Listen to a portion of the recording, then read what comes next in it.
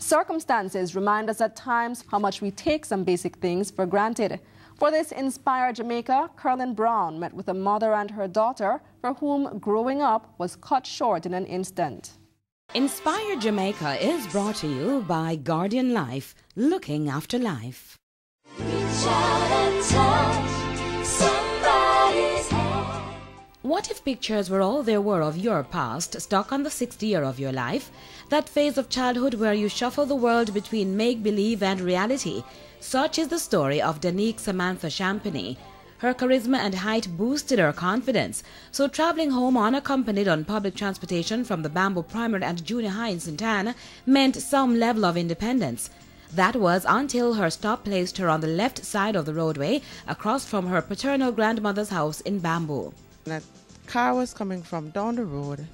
Just as the bus let her off, leave her in the banking side, the car took her out of the banking side on the road and only could get a phone call to go to St. Anne's Way Hospital. She got there before the helicopter which transferred Danique to the University Hospital. The uniform, it's a full tunic, but when I went it was skirt and blouse.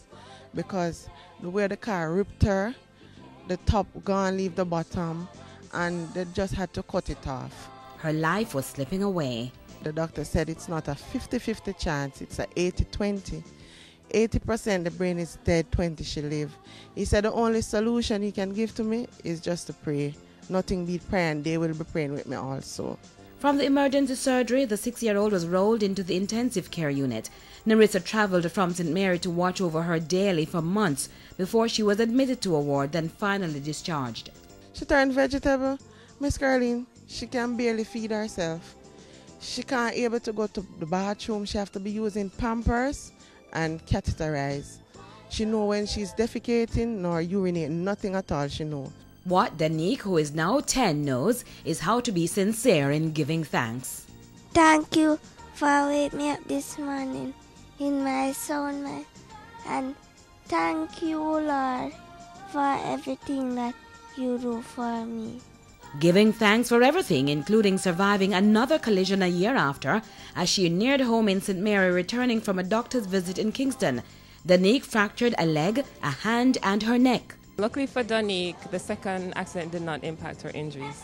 Her function was the same, so that is why it put us in a position where we could now offer her a treatment that could have her more functional.